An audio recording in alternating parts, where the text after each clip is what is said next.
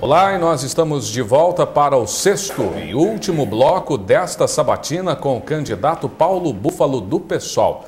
Neste bloco de número 6, como nas outras sabatinas, das sabatinas anteriores, nós iremos a 15 minutos. Chegando aos 13 minutos, um bip será acionado, indicando que o candidato terá 2 minutos para suas considerações finais. Fernanda Bufoni. Candidato, o senhor defende uma reforma urbana com a ocupação de imóveis vazios e imóveis que estão abandonados. Como é que funcionaria na prática isso? Funcionaria na prática, Fernanda, aplicando os dispositivos do Estatuto da Cidade.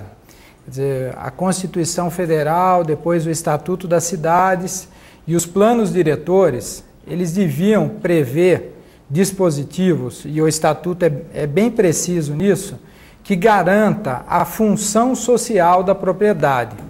Se há 1,5 milhão de pessoas no estado de São Paulo que precisam de uma habitação, se há 700 mil imóveis vazios sem cumprir a função social. Não estou falando aqui daquele imóvel que está sendo alugado, estou falando de imóveis vazios sem nenhuma função social. O governo precisa ter responsabilidade de aplicar a Constituição e o Estatuto da Cidade.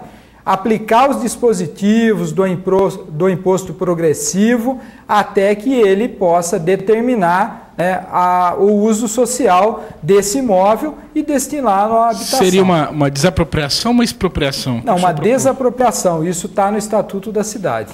Candidato, o ex-governador Geraldo Alckmin, agora seu adversário na disputa pela vaga no Palácio dos Bandeirantes, pela cadeira, dizia quando o governador que invadiu uma terra vai ter que desinvadir. Ficou famosa a frase dele. Caso o senhor seja eleito governador, uma propriedade rural ocupada ou invadida, o que o senhor faria? Bom, em primeiro lugar, é que é preciso dizer, partido político, ele tem uma função no país de organizar a luta, os movimentos sociais têm um outro papel e o Estado um terceiro papel.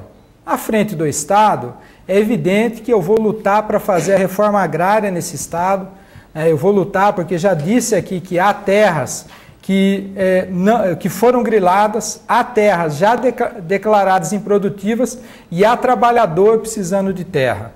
Em relação ao movimento, ele é autônomo, ele faz ocupações e pode continuar fazendo, vai continuar fazendo. O meu tratamento vai ser do diálogo. Quero lembrar, inclusive, aqui, que essa forma de tratar o trabalhador rural é a mesma forma que o servidor público é tratado. Recentemente, os trabalhadores fizeram uma greve longa, na educação e foram recebidos por cacetete.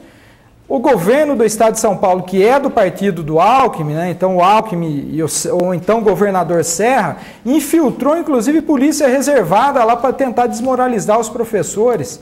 No campo judiciário nós temos uma greve de 120 dias hoje dos trabalhadores do sistema judiciário, já apanharam da polícia, não negociam e eles precisariam de um valor, o valor que eles precisam para poder negociar e garantir aquilo que foi acordado com eles é 140 vezes menor do que o Estado de São Paulo gastará esse ano para pagar serviços de uma dívida que não para de crescer. Então é lamentável, quer dizer, o Estado ele precisa negociar, ele precisa dialogar e no meu governo nós vamos tratar assim. Mas o senhor em princípio, não colocaria a polícia para retirar os sem terra que ocupassem uma propriedade rural?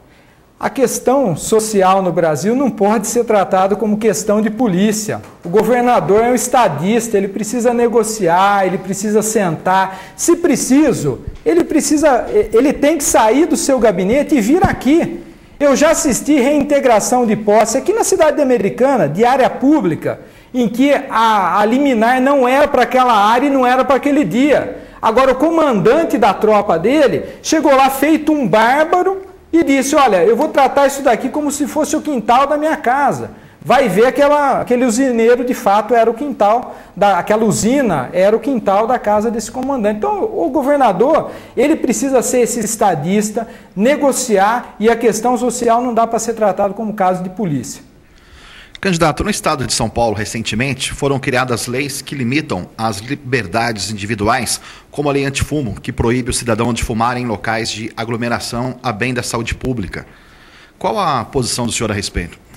Veja só, eu, como sou um defensor das liberdades, né, eu defendo que a pessoa ela possa fumar. Entendo também e defendo que essa lei seja aplicada porque permitiu também que as pessoas que não fumem acabassem sendo involuntariamente, né, fumando naquele espaço.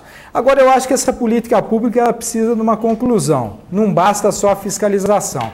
O governo, para que ele tenha um papel indutor, além de fiscalizar, ele precisa garantir um programa, por exemplo, de destinação das bitucas, de regulamentação de um espaço onde essas pessoas possam ficar também de maneira confortável, fumando e fazendo ali ou aquilo, dialogando com os demais, né? Então não é a partir para a exclusão pura e simples, mas é garantir também uma política que possa acolher essas pessoas que têm o vício do fumo, do uso do cigarro. Candidato, o seu partido é novo, pequeno, e caso eleito o senhor não teria maioria na Assembleia Legislativa de São Paulo. Essa situação não dificultaria a sua governabilidade? Como é que o senhor faria para aprovar os projetos num ambiente onde o senhor teria uma minoria de deputados? Veja, Correia, a governabilidade nesse país ela é garantida à base de qualquer coisa. Então nós assistimos mensalões e mensalinhos, dinheiro nas partes íntimas, já se desenvolve uma tecnologia de carregar dinheiro aí na roupa, na cueca, na meia, enfim. Governabilidade nessas condições não interessa ao povo brasileiro. É por isso que nós defendemos um governo que seja participativo, que a população possa dar sua opinião, que os conselhos e as conferências sejam ouvidas e respeitadas e que a população possa se mobilizar, ir lá no parlamento e dizer para o seu representante, porque acima de qualquer coisa, o parlamento representa o povo, ele não pode se sobrepor ao povo. E nós queremos mobilizar a população para ir lá fazer pressão. Por exemplo, se ele quiser caçar o Sarney, ficou indignado, tem ato secreto, ele tem coragem. Vamos mobilizar a população para que a população possa ir lá e tenha acesso para fazer isso. Já que os partidos não fazem, lamentavelmente, as decisões são revogáveis. Do dia para a noite as decisões são revogáveis. O senhor é um crítico ferrenho aos governos do PSDB em São Paulo e do PT em nível federal.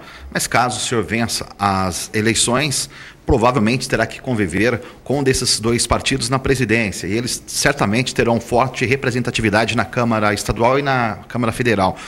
O senhor acha que não vai precisar desses grandes partidos? O senhor vai se isolar ou vai buscar o diálogo com eles?